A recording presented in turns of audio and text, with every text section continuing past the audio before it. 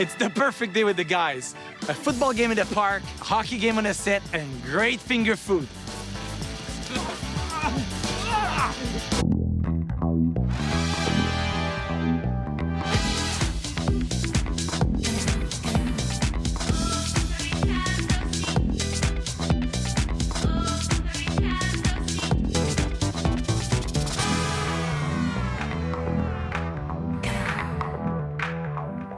It is a great day with my best buddies. We've played football in the park. We are going to watch hockey on TV, and I've made a lot of finger food. Nachos with guacamole, mozzarella sticks, barbecue ribs with beer in the sauce, and beautiful big ice cream sandwiches.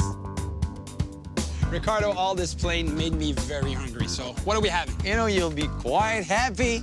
I have ribs, barbecue ribs, and I've prepared them this morning. Woohoo!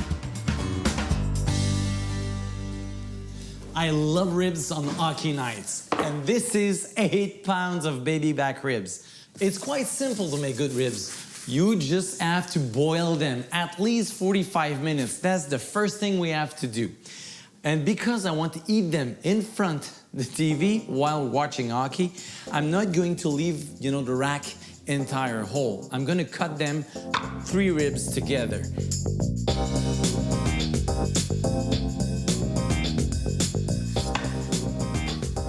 There's not too much fat on baby back rib. This is why I prefer them.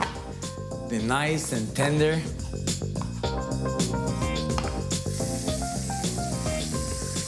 Now we want to boil those ribs for about 45 minutes. That's the first tip. And salt. Be generous with it. It's perfect. We cover those ribs, let them simmer. Next step is the most important one, the sauce. The sauce is the ribs. This is going to make the recipe. First, you want about 3/4 cup of brown sugar, 1 cup of tomato paste, 4 teaspoons of Dijon mustard, 4, the same amount of English sauce. You want me to try to say it? Worcestershire, well, English sauce. Okay, 4 teaspoons also. 2 teaspoons of ginger, dry ginger. And another one. 1 teaspoon of cayenne. If you like it really powerful, you want to drink a lot of beer, just put more. And the chili sauce. I want to put a cup of it. Beer, another very important ingredient. I have picked Blanche de Chambly, and I want to put 2 cups of it. So it's about 1 bottle and a half.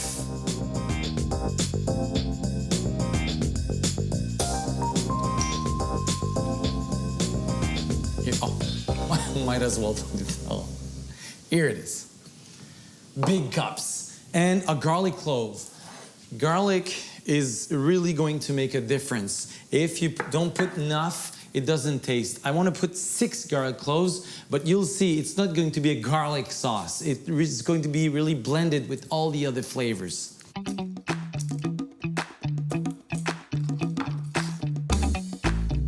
I'm going to cut them, coarsely.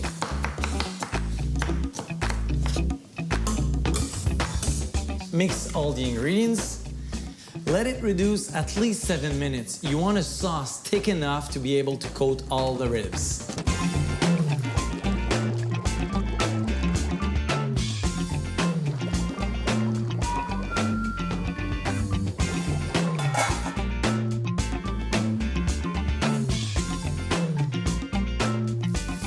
Whoa! We have to watch it carefully because it can spill very easily. After 45 minutes, just close everything. The sauce took only 7 minutes. I just switched casseroles. Now I want to just take all the water out. Keep the ribs.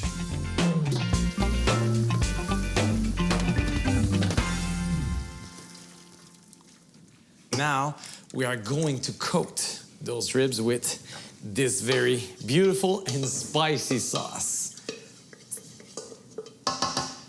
Once everything is coated, we leave them in the fridge for at least 8 hours. And I have used today Blanche de Chambly, but it could have been any kind of beer actually. But I always tend to encourage a local beer.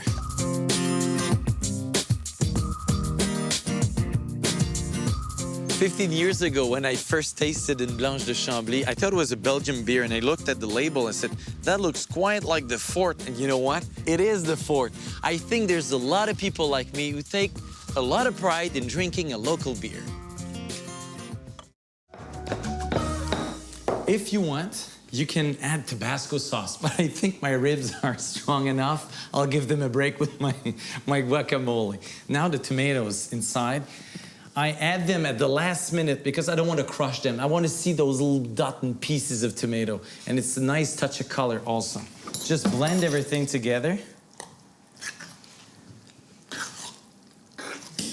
I'll taste this.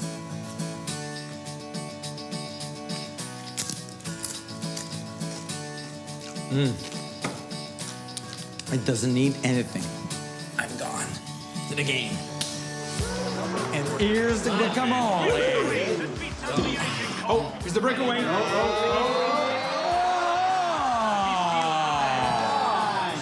No. This is good. C'était bon, hein, le dîner, là.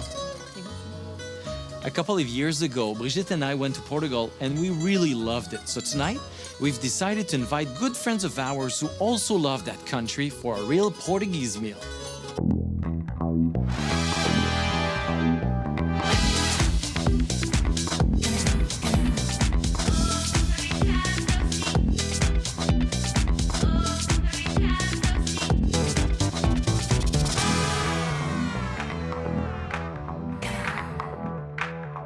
Did you bring your pictures? Yes. You know Marlene and John?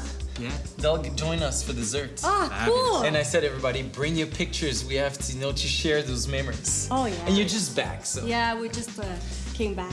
And I have something good for you. What's that? You know, a pork tonic, it's a nice memory for Bridget and I. So it's very simple. A pork tonic, actually what you need is 4 glasses. Fill them up with ice and then a long lemon rind into them.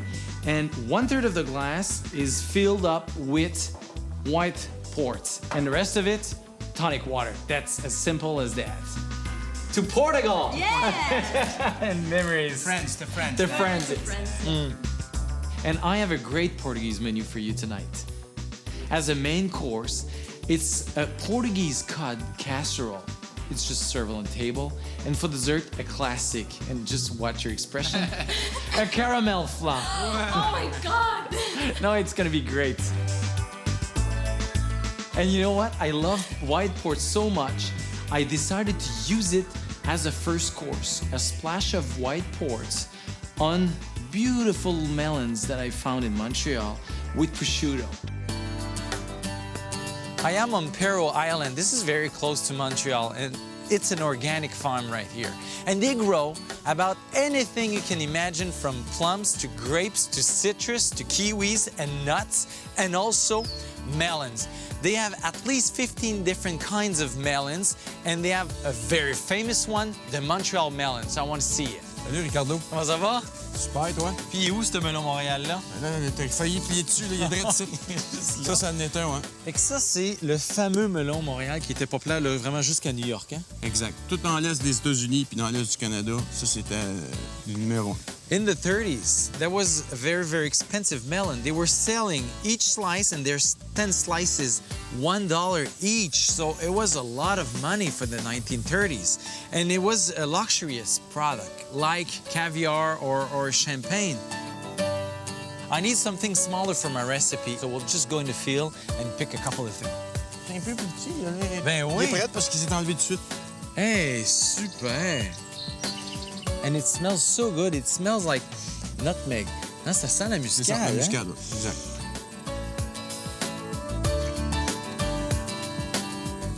Comme tu peux voir, regarde, la chair est Oh, laide. wow. Oh, wow. They had only a couple of seeds left. a couple years ago. They found them in a museum in the United States. Well, now they have Melon Montréal everywhere, and that's great. They saved, actually, those melons. We're in business. Merci beaucoup, André. Pas de problème. On part avec ça.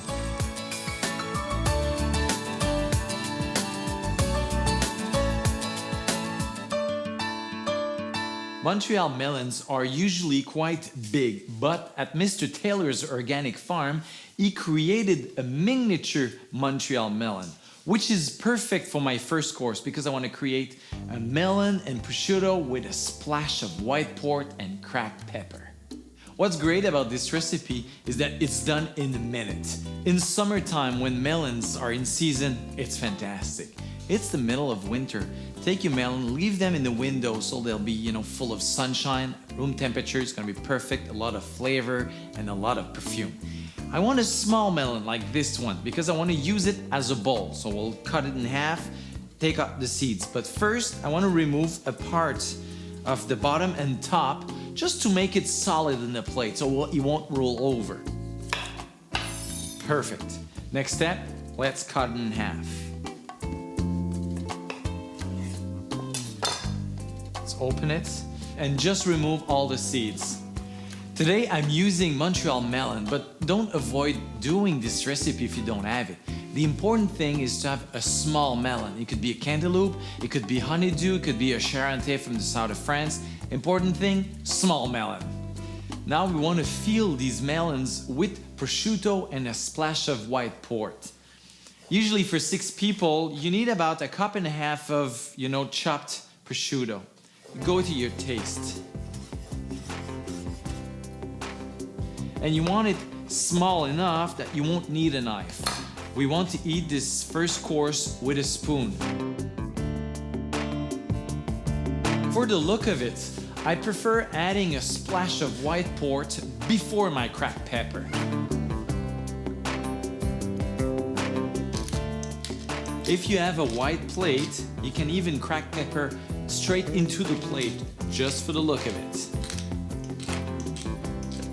To really enjoy this recipe, you have to prepare it just before serving it.